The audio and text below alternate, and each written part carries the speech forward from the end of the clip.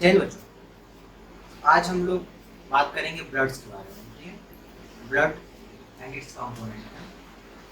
तो आज हम लोग बात करेंगे ब्लड एंड इट्स कंपोनेंट्स के बारे में। ठीक है, सबसे पहले जान लेते हैं कि ब्लड है क्या। ब्लड है क्या? ब्लड आपका कनेक्टिव टिश्यू है। ब्लड जो है आपका कनेक्टिव टिश्यू है, जो कि हेल्प करता है transportation of gases, minerals and other factors that are essential for the life.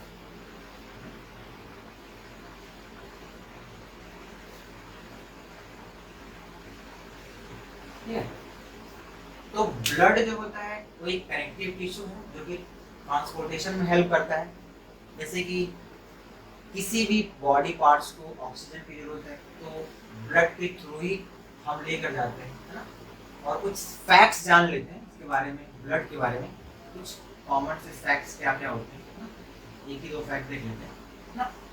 Approx human, एक एवरेज ह्यूमन में देखा जाए, एक एवरेज एडल्ट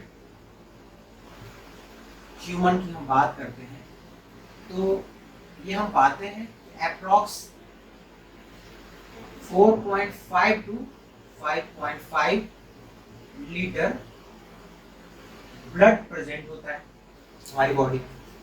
ओके, और जो हमारा जो ब्लड होता है वो सर्कुलेटरी सिस्टम के थ्रू, सर्कुलेशन के थ्रू ये बॉडी में फ्लो होता है। सर्कुलेशन मतलब ये होता है कि हार्ट इसमें बड़ा इसका इम्पोर्टेंट रोल होता है।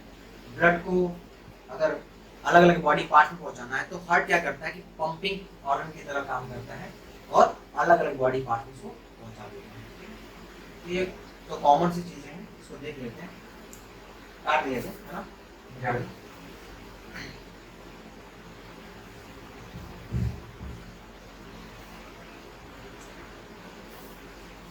ठीक है, तो हम देखते हैं कि ब्लड को हम 4 कंपोनेंट्स में डिवाइड कर सकते हैं।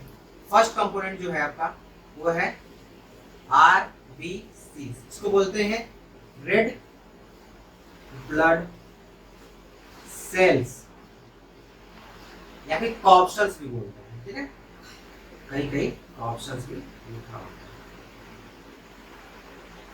दूसरा कंपोनेंट होता है WBC, इसको बोलते हैं वाइट ब्लड सेल। ठीक है, इसको कॉर्पसल्स भी बोलते हैं। ठीक है, आप दोनों बोलते हैं, है ना। सेल्स भी बोलते हैं, कॉर्पसल्स बोलते हैं, सेम मीनिंग है। और नेक्स्ट है प्लेटलेट्स। प्लेटलेट्स ये भी प्रेजेंट होते हैं ब्लड में। और जो सबसे मेजर कंपोनेंट होता है हमारे ब्लड का, जो एक फ्लूइड मीडियम प्रोवाइड करता है इन सबको, वो होता है प्लाज्मा। ठीक है,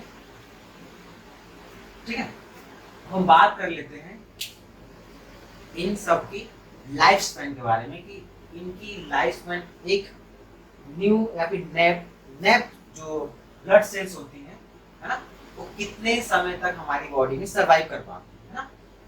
तो जो आरबीसी की जो लाइफ स्पैन होती है, मैं यहाँ लिख देता हूँ लाइफ स्पैन। ठीक है, 100 to 120 डेज होता है ना।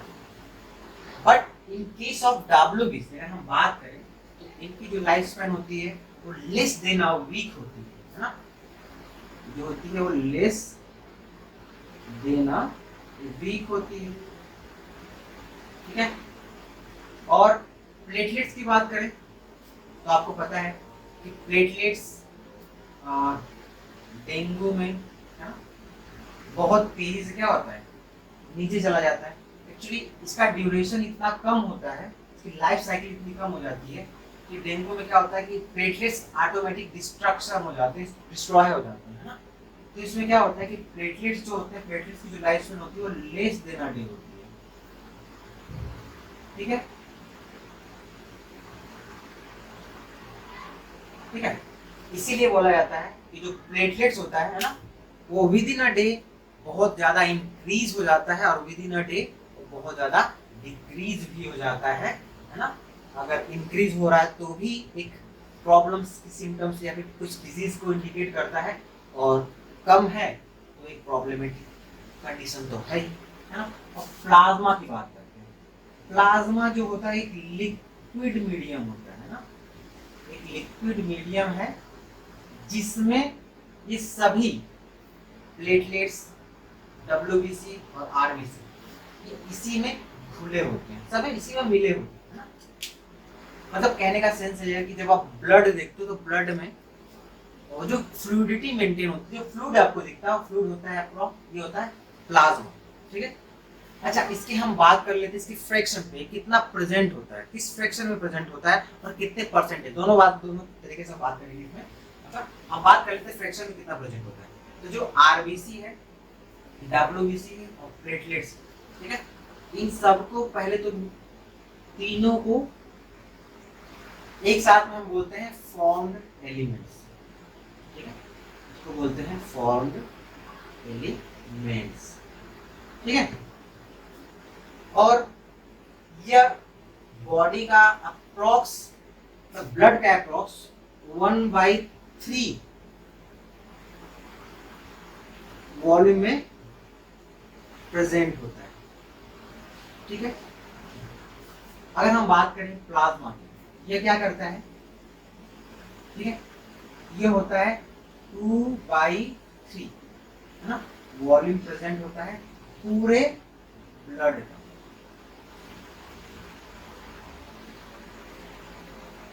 ठीक है। अगर हम इसकी बात करें, परसेंटेज की बात करें, आरबीसी, डब्ल्यूबीसी या प्लेटलेट, इसको हम मिला के बोल लेते हैं, इसको बोलते हैं क्या, फॉर्म एलिमेंट्स, ना।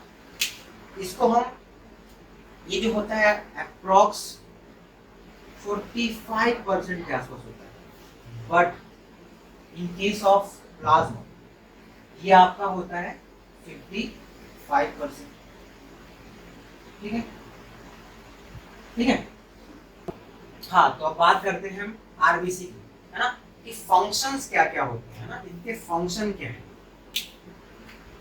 थोड़ा तरह से कर लेते हैं, इसके फंक्शंस क्या है।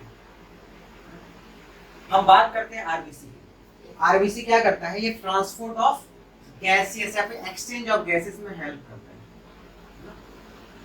ये एक्सचेंज ऑफ गैसेस में हेल्प करता है।